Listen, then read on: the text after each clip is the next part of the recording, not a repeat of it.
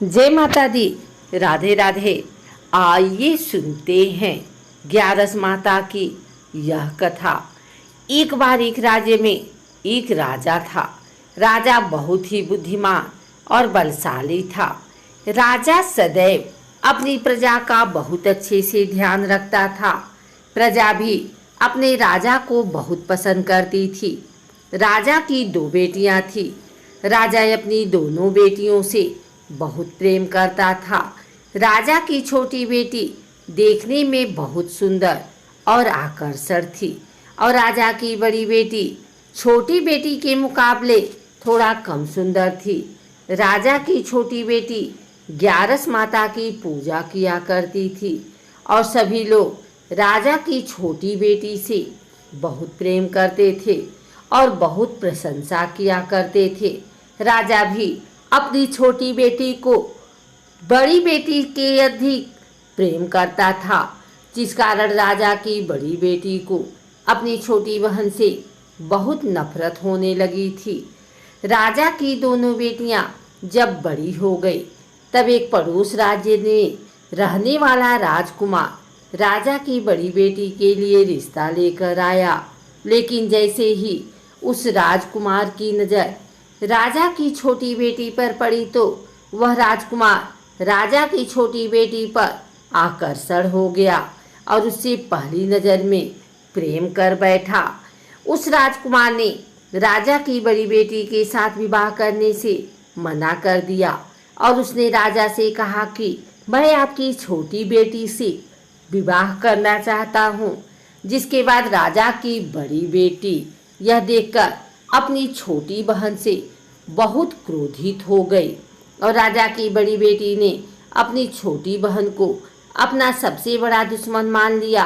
राजा की बड़ी बेटी ने अपनी छोटी बहन से बदला लेने का निर्णय लिया, जिसके लिए उसने अपनी छोटी बहन को जान से मारने का प्लान बनाया।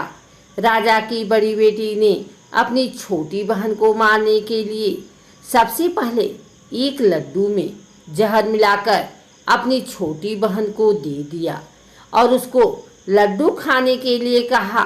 लेकिन लड्डू खाने के बाद भी छोटी बहन को कुछ नहीं हुआ।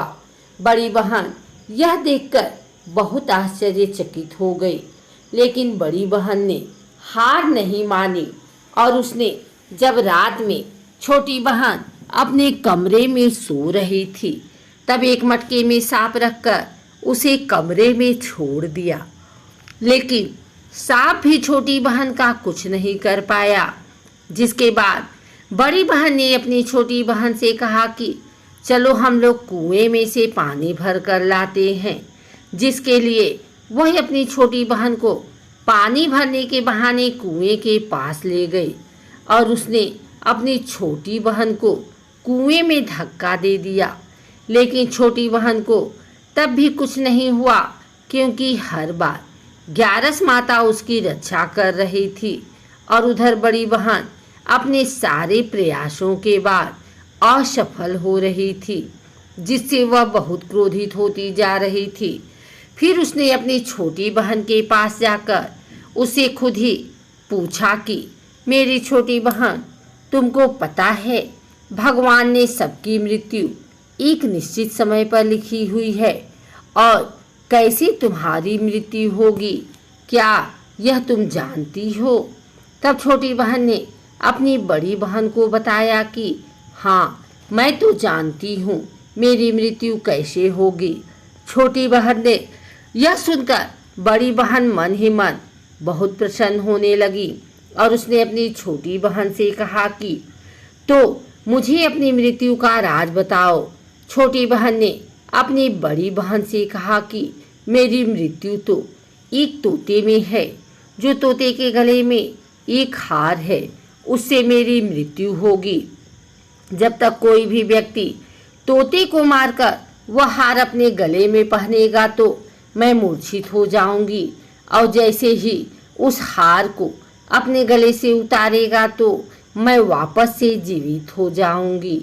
अपनी छोटी बहन की मृत्यु का राज जानकर बड़ी बहन बहुत ही खुश हो गई और उसने अपनी छोटी बहन को मारने के लिए उसके पालतू तोते को ढूंढना शुरू कर दिया और छोटी बहन को इस बात का आभास हो गया था कि कोई उसकी जान लेना चाहता है, जिसके लिए वह अपने पिताजी के पास गई और उसने अपने पिताजी से कहा कि पिताजी, मेरी मृत्यु के बाद आप मुझे जलाइएगा मत, बल्कि आप मुझे अपनी पुरानी वाली हवेली में एक पलंग पे लिटाकर छोड़ दीजिएगा। अपनी छोटी लड़की की यह बात सुनकर राजा बहुत आश्चर्यचकित हुए। राजा ने अपनी छोटी बेटी से पूछा, बेटी, तुम ये क्या कह रही हो? तब राजा की छोटी बेटी ने बताया, पिताजी, समय किसी के लिए नहीं रुका है, कब क्या हो जाए किसी को कुछ पता नहीं है। और फिर राजा ने अपनी छोटी बेटी से कहा कि तुम ऐसी बातें क्यों कर रही हो? 2-3 दिन में तो तुम्हारा विवाह है। लेकिन छोटी बेटी ने अपने पिताजी को ऐसा करने पर मजबूर कर दिया और उनसे वचन ले लिया। राजा ने भी अपनी छोटी बेटी की बात स्वीकार कर ली और 2-3 दिनों के बाद जब शादी का समय आया तब राजकुमार बारात लेकर राजा के घर आया और राजकुमार और राजा की छोटी बेटी का विवाह शुरू हो गया। जैसे ही राजा की छोटी बेटी राजकुमार के साथ फेरे लेना शुरू करती है तो उसकी बड़ी बहन अपनी छोटी बहन के कमरे में जाकर उसके तोते को पकड़ लेती है और उसको जान से मार देती है। तोते के गले में जो हार था उसको अपने गले में धारण कर लेती है। जैसे ही बड़ी बहन उस हार को अपने गले में धारण करती है तो उधर छोटी बहन 3.5 ही फेरे ले पाती है और वहीं पर बेहोश होकर गिर जाती है। जिसके बाद राजा ने बड़े बड़े हकीमों को बुलवाया और अपनी छोटी बेटी का इलाज करने के लिए कहा। राजा की बात सुनकर वैद्य ने छोटी बेटी को जब चेक किया तो राजा को बताया कि आपकी छोटी बेटी ना तो जीवित है और ना ही मरी हुई है। यह मैं ऐसा पहली बार देख रहा हूँ। राजा ने वैद्य और हकीम को यह बात बाहर बताने से मना कर दिया और उनको कहा कि अगर तुमने यह बात किसी को बाहर बताई तो हम तुम्हें फांसी दे देंगे। राजा ने अपनी छोटी बेटी को पुराने महल में ले जाकर एक पलंग में लिटा दिया और वहां पर कुछ सैनिकों को तैनात कर दिया। वापस अपने महल पर आ गया। राजा की बड़ी बेटी अपने पिताजी के पास आई और कहने लगी कि हे पिताजी, अगर यह शादी संपन्न नहीं हुई तो आपकी इज्जत का क्या होगा? आप कहें तो मैं आपकी इज्जत बचाने के लिए राजकुमार से शादी करने के लिए तैयार हूँ। जिसके बाद राजा ने अपनी बड़ी बेटी की बात मान ली और राजा ने बड़ी बेटी को छोटी बेटी के कपड़े पहनाकर मंडप पर भेज दिया। लेकिन राजकुमार यह जान गया कि राजा की छोटी बेटी नहीं है बल्कि यह राजा की बड़ी बेटी है। लेकिन जब राजकुमार ने शादी करने से मना किया तो सभी लोगों ने राजकुमार को विवश करके राजा की बड़ी बेटी से बचे हुए फेरों को संपन्न करा दिया और विवाह करवा दिया। जिसके बाद राजकुमार राजा की बड़ी बेटी को अपने महल ले गया। राजकुमार राजा की बड़ी बेटी से न तो बात करता था, न ही उसको पसंद करता था और न ही उसके आसपास भटकता था। और राजकुमार ने यह फैसला ले लिया था कि वह अपनी प्रेमिका को ढूंढ कर रहेगा और यह जानकर रहेगा कि उसके साथ हुआ क्या है। एक दिन राजकुमार अपने घोड़े पर सवार होकर राजा के पुराने महल के पास पहुंच गया, जहां पर उसने कुछ सैनिकों को देखा। महल के पास पहुंचकर राजकुमार ने जब महल को ध्यान से देखा तो वह समझ गया कि यह तो हमारे ससुर जी का महल है। तब राजकुमार ने सैनिकों से पूछा, तुम लोग यहाँ क्या कर रहे हो और इस महल के अंदर उस पलंग में कौन लेटा है? जिसके बाद सैनिकों ने बताया कि यहाँ पर राजा की छोटी बेटी लेटी है। यह सुनकर राजकुमार बहुत प्रसन्न हो गया और वह तुरंत अपनी प्रेमिका के पास पहुँच गया और उसकी सेवा करने लगा। जैसे ही रात हुई तो राजा की छोटी बेटी उठकर खड़ी हो गई। राजकुमार यह देखकर बहुत खुश हो गया और उसने अपनी प्रेमिका से पूछा कि तुम यहाँ क्या कर रही हो, तुम मेरे साथ मेरे घर चलो। राजा की छोटी बेटी ने राजकुमार को सारी बातें बता दी कि मेरी जान एक तोते में बसी थी और मैंने यह बात सिर्फ अपनी बड़ी बहन को बताया था और मुझे पता है कि उसने ही मुझे मारने का प्रयास किया है। उसके पास एक हार है जिसको वह सुबह पहन लेती है और रात को उतार देती है। जब तक वह हार को पहन ले रहती है तब तक मैं मूर्छित रहती हूँ और जैसे ही वह हार को उतार देती है तो मैं जीवित हो जाती हूँ और जब तक मेरी बड़ी बहन के पास वह हार है तब तक मैं ऐसे ही जीवित और मूर्छित होती रहूंगी। अगर मेरी बड़ी बहन के पास जो हार वह मेरे हाथ लग जाए तो मैं हमेशा के लिए जीवित हो जाऊंगी। राजकुमार यह बात सुनकर राजा की छोटी बेटी के पास रहने का निर्णय ले लिया और उसने अपने बचे हुए सारे फेरे उस पलंग में लेटी राजकुमारी की साथ कर लिया और अपना विवाह पूर्ण कर लिया और वहीं पर रहने लगा। देखते ही देखते कुछ समय में राजा की छोटी बेटी और राजकुमार की पत्नी पेट से हो गई। एक दिन राजकुमार को किसी काम से बाहर जाना पड़ा, तब छोटी बहन के पेट में बहुत तेज से दर्द होने लगा, जिसके बाद उसने ग्यारस माता का आवाहन किया। जिसके बाद वहां पर ग्यारस माता प्रकट हुई और उन्होंने अपने भक्तों के दर्द को दूर किया और एक पुत्र की प्राप्ति हुई। और वहीं पर अचानक से राजकुमार भी आ गया।